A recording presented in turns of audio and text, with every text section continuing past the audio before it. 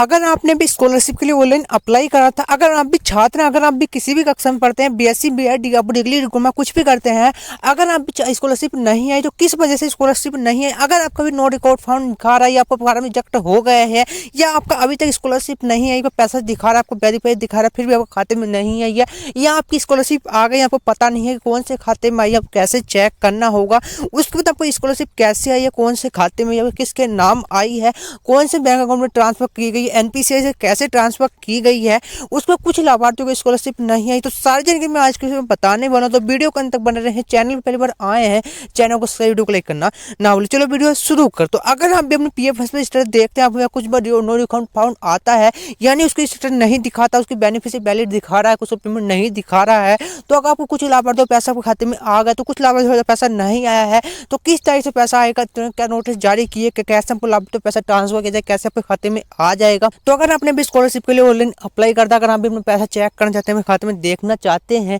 कि आपका पैसा आपके खाते में आया है, कितना ट्रांसफर किया गया है, अगर हम भी देखना चाहते हैं, तो स्कॉलरशिप के लिए आपको जो है बता दें, कुछ नो रिकॉर्ड फाउंड लिखा आ रहा है, उनका भी टेक्निकल क्वेश्चन की वजह से आपका कुछ का प्रोसेसिंग चल रहा है, इसकी वजह से उनका नो रिकॉर्ड फाउंड आ रहा है, उनके खाते में पैसा ट्रांसफर नहीं किया गया है, उस पर नो रिकॉर्ड फाउंड लिखा आ रहा है। उसके बाद आपको जो फिक्स का बेनिफिशियरी वैलिड दिखा रहा है, पेमेंट नहीं दिखा रहा है, तो अभी उनकी भी प्रोसेसिंग चल रही है, यानी 22 मार्च तक पैसा ट्रांसफर होगा, आपके खाते में आएगा, यानी कुछ लाभार्थी 22 मार्च के बाद में भी आएगा, नहीं प्रोसेसिंग चल रही है, कुछ 17 मार्च से प्रोसेसिंग होया है, कुछ लाभार्थियों पैसा भी आ रहा है। उसके कुछ लाभार्थी रिजेक्ट होगा, तो उनको कोई टेक्निकल प्रोसेसिंग की वजह से उनका पेमेंट ज्यादा हो गया, कुछ वजह से उनका पेमेंट रिजेक्ट लिखा हुआ आ रहा था, उनके खाते में ट्रांसफर नहीं किया गया है। तो अगर आपने भी स्कॉलरशिप का अप्लाई करते हो, कोई दिक्कत आपकी लिखी हो जाए, तो क्या संशोधन करवाना पड़ेगा, क्या काम करना पड़ेगा। अगर आपको कोई दिक्कत हो तो आप कमेंट बॉक्स में बता दें क्या काम है, किस वजह से मैं आपको रिप्लाई दे दूंगा। उसके बाद आपको जो है, अगर आप भी पीएफ में देखना चाहते हैं, आपको स्टेटस क्या लिखी हो रही है, आपको अगर आपसे देखने नहीं आते, अगर आप चेक करना चाहते हैं, तो उसके लिए सबसे पहले अपने फोन में गूगल क्रोम ब्राउज़र ओपन करना है, उसको सर्च ऑप्शन में टाइप करना है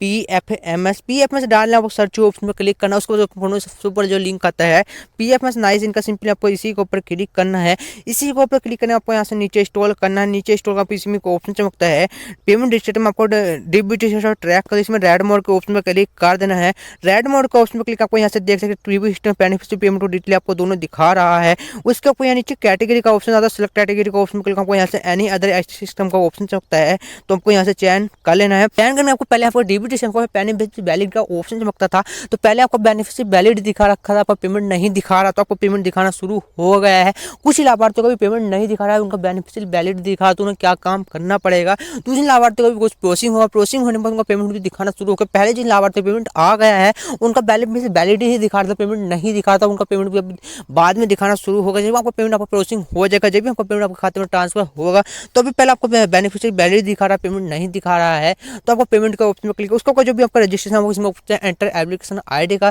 जो भी आपका रजिस्ट्रेशन नंबर आपको यहाँ डालने में नीचे कैप्चर कोड होता है, आपको जो भी कैप्चर कोड है सेम कैप्चर कोड इस बॉक्स में फिल कर देना है। कैप्चर कोड डालने इसमें ऑप्शन है सर्च का, तो आपको इसी के ऊपर क्लिक कर देना है। सर्च के ऑप्शन में क्लिक करना है, आपकी स्कॉलरशिप की जो भी पूरी जिसमें करके आ जाए। सबसे पहले इसमें आपको पेमेंट डिटेल में एप्लीकेशन आईडी क्या है, बेनिफिशियरी का नेम क्या है, बेनिफिशियरी कोड क्या है, एग्री कोड क्या है, स्कीम का कोड क्या है, आधार नंबर 4 इसका, उसको आपको जो अकाउंट नंबर कुछ लाभार्थियों को शो हो रहा है, कुछ का नहीं शो रहा है, उसको कितना अमाउंट ट्रांसफर किया जाएगा, रिप्लेस डेट कौन सी, बैलेंस स्टेटस क्या है, फाउंड अप्रूव्ड कब होया है, ट्रांसफर डेट क्या है, कब आपको वेरीफाई होया, फाइल का नेम का, बैंक में रिसीव हो गया, पेमेंट सक्सेस हो गया है। जिस लाभार्थी पेमेंट आ गया, उनको इस तरह से शो रहा है कौन से खाते में पेमेंट आया, उनको बैंक डिटेल क्या है, ट्रांसफर कितना किया गया, कौन से खाते में किया गया है, उसके चार्ज डेट आपको कौन से शो हो रहे हैं, तो उसकी जो पूरी इसमें निकल के आ जाते हैं। अगर आपने भी स्कॉलरशिप के लिए ऑनलाइन अप्लाई करते हो, अगर आपकी भी इस तरह से पेमेंट आपके खाते में ट्रांसफर किया गया है, अगर आपके इस तरह से स्टेटमेंट नहीं आ रही, तो फिर क्या काम करवाना पड़ेगा जिससे आपकी स्कॉलरशिप आपके खाते में ट्रांसफर कर दी जाएगी। तो अगर आपने स्कॉलरशिप को ऑनलाइन अप्लाई करता, अगर आपको जो है पहले आपको जो वैलिड दिखा रहा है, अगर आपका जो है